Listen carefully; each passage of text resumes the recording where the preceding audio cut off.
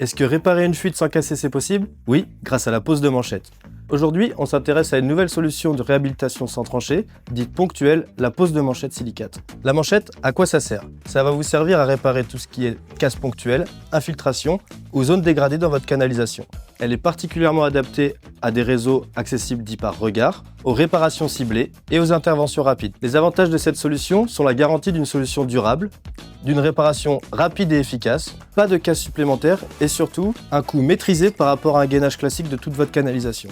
Cependant, cette technique comporte aussi des limites. En effet, elle nécessite un très bon diagnostic de votre canalisation et, comme dit précédemment, reste une réparation ponctuelle de votre canalisation. Dans cette vidéo d'une dizaine de minutes, nous allons nous intéresser à toutes les étapes d'une pose de manchette silicate. D'ailleurs, chez Robocana, nous proposons des formations complètes avec prise en main du matériel. En ce qui concerne les étapes d'une pose de manchette, nous avons dans un premier temps une bonne inspection du réseau. Ensuite, nous avons la découpe et le positionnement de la manchette sur votre ballon packer, la mise en place de ce dernier dans la canalisation, le gonflage du ballon pour appliquer votre manchette, le temps de prise de la résine, le dégonflage du ballon et votre inspection finale à la caméra. Pour rappel, cette solution est particulièrement intéressante car elle propose une réparation rapide, une bonne tenue mécanique, adaptée à de nombreux diamètres, idéale pour le complément à d'autres solutions de réhabilitation comme l'application de résine ou encore le gainage. Bon bah écoutez, je vous laisse avec la suite de la vidéo où on pose cette fameuse manchette.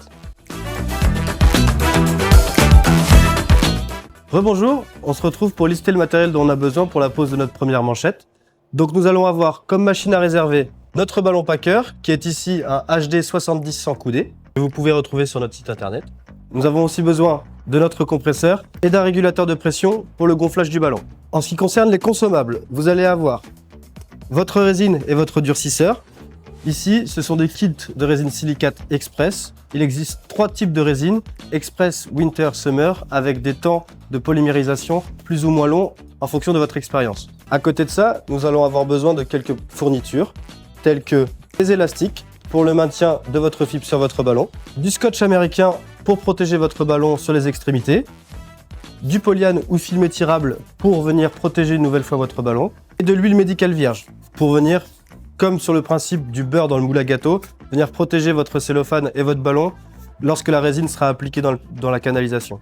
Vous aurez aussi besoin pour l'emmener du ballon à la zone à réhabiliter, soit de cannes picotes pour orienter le ballon dans la position demandée, ou encore de cordes ou de sangles si vous avez besoin de tracter le ballon jusqu'à la zone à réhabiliter. Dernière partie et peut-être la plus importante, la protection de l'individu.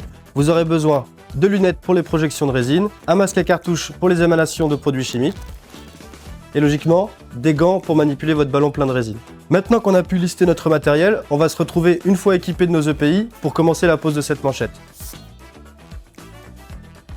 Juste avant d'enfiler nos équipements, je vous présente juste la canalisation qu'on va réhabiliter. Donc comme vous pouvez le voir, il y a une casse dans un coude à 45 et grâce à notre manchette, nous allons pouvoir traiter la casse et réétanchéifier chaque jonction de tuyau après et avant le coude.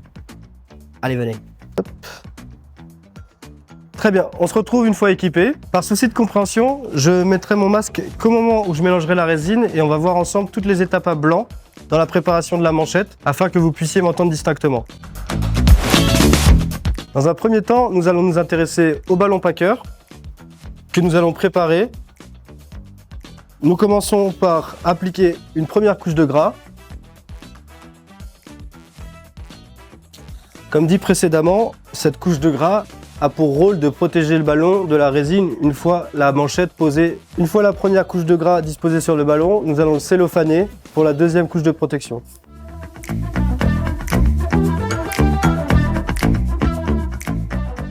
Une fois le ballon cellophané, nous allons scotcher les extrémités afin de maintenir le cellophane dans cette position et passer une deuxième couche de gras.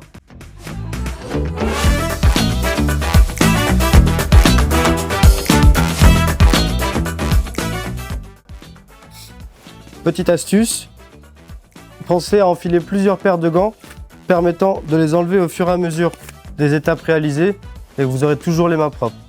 Notre ballon est fini de préparer, juste quelques précisions sur ce dernier. À l'avant du ballon, vous avez ce qu'on appelle la boule de guidage. Cette boule permet de faciliter le passage de coude du ballon et on peut s'en servir pour tracter le ballon à l'endroit à réhabiliter, en faisant un nœud pendu avec une corde par exemple. Si jamais votre ballon n'est pas forcément livré avec la boule de guidage, vous pouvez toujours regarder sur notre site internet, elle est disponible. Vous pourriez aussi trouver au bout de votre ballon ce genre d'anneau qui sert encore une fois à accrocher une sangle pour tirer votre ballon. De l'autre côté de votre ballon, vous avez votre raccord pneumatique qui va servir à gonfler le ballon et juste ici une petite languette alu avec un trou à l'intérieur qui va vous permettre d'accrocher une corde ou une sangle pour avoir le rôle de ligne de vie, car on ne tire jamais sur un élément gonflant. Pour ramener le ballon une fois dégonflé, vous tirez directement sur votre corde. Une fois notre ballon préparé, on va le mettre de côté et s'intéresser à la préparation de la manchette. Pour la préparation de notre manchette, nous allons avoir besoin d'une spatule pour étaler la résine, notre kit de résine, nos élastiques et bien sûr notre fibre de verre. Comme dit précédemment, notre fibre a différents grammages au mètre carré, mais aussi différentes hauteurs de rouleaux. Vous avez des rouleaux de 60, 80 ou encore 1,20 m de hauteur. Note importante, la hauteur du rouleau détermine la longueur de la réparation dans votre canalisation.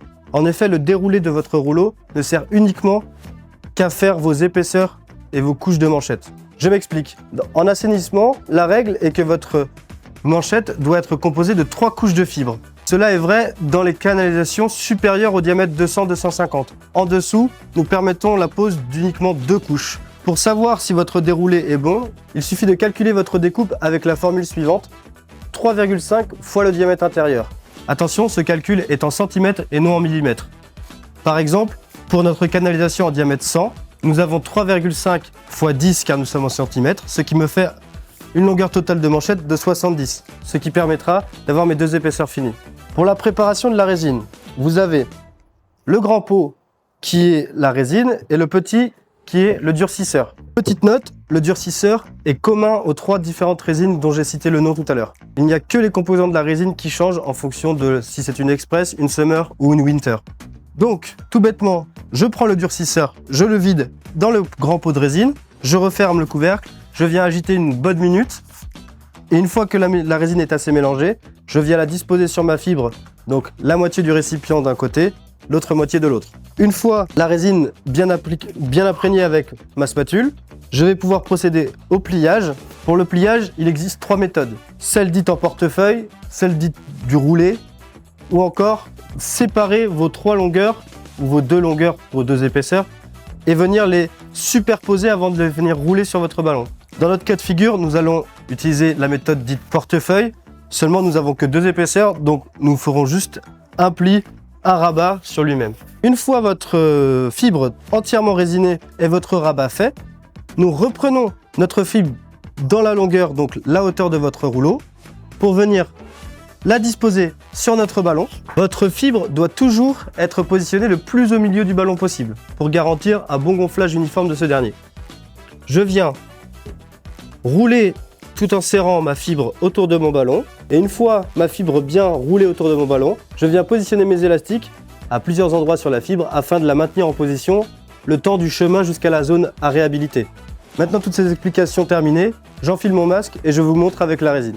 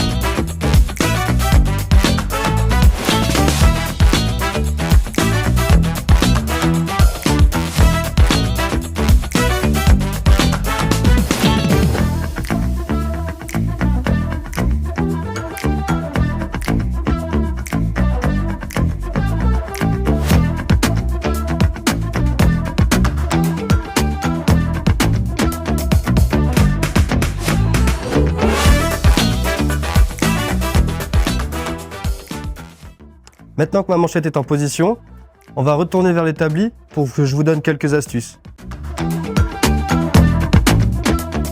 Note très importante, il est impératif de ne jamais remettre le couvercle sur ce bidon. En effet, la polymérisation est en train de se créer à l'intérieur de ce dernier. Et si vous fermez le couvercle, l'effet de masse fera qu'il monte en pression en ce qui concerne le bidon du durcisseur. Lui, aucun mélange n'a été fait, vous pouvez refermer le couvercle et le mettre directement à la poubelle. Pour ce qui est de vos ustensiles, pensez à les nettoyer le plus tôt possible et ne pas attendre que la résine prenne dessus, car plus la résine sera polymérisée, plus il sera compliqué à nettoyer. Et si vous ne voulez pas changer d'outil à chaque manchette, il est préférable de le nettoyer tout de suite. Dernière petite astuce, votre plan de travail. Il est préférable de ne pas le ranger et le jeter directement après votre manchette. Je m'explique. Lorsque votre ballon est dans la canalisation, vous n'avez aucun visuel sur lui. Donc, aucune indication sur est-ce que la résine est sèche ou non. Votre plan de travail est votre source d'information. En effet, la fine couche de résine que vous avez sur votre table correspond à la fine couche de résine que vous appliquez dans la canalisation. Ce qui est en train de durcir sur la table a approximativement la même dureté, la même solidité que ce qu'il y a dans la canalisation. Donc si sur ma table, comme on le voit ici, je suis toujours très liquide, ça ne sert à rien de défaire mon ballon. Donc il est préférable toujours de checker sur mon plan de travail avant de dégonfler. Et rien ne coûte de mettre 10 à 15 minutes supplémentaires au ballon afin d'être sûr que notre manchette est correctement polymérisée. Dernière astuce, vous pouvez prendre un petit peu du reste de ce qu'il y a dans votre bidon de résine, le mettre sur un petit carton et le descendre dans le regard si vous travaillez dans un regard profond, car la profondeur du regard, lui, sera à la même température que l'intérieur de votre canalisation. Ça y est, les 30 minutes sont passées. Sur mon plan de travail, la résine est dure. Venez avec moi, on va dégonfler le ballon. On va pouvoir dégonfler le ballon. Je ne m'intéresse pas à ce qui se passe ici, car dans la vraie vie, je n'aurai pas accès à la casse directement. Elle serait soit sous la dalle ou encore sous la pelouse. Donc je vais directement aller dégonfler le ballon. Mon ballon est dégonflé, je vais pouvoir le retirer de la canalisation.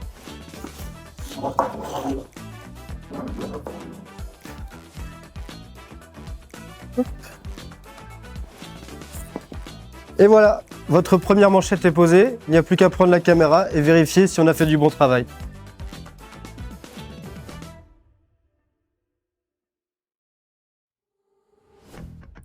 J'espère que cette vidéo formation vous aura plu. N'oubliez pas que tous les produits utilisés dans cette vidéo sont disponibles sur notre site internet. Et encore plus important, si ça vous a donné envie de venir en formation, n'hésitez pas à nous contacter. À bientôt chez Robocana.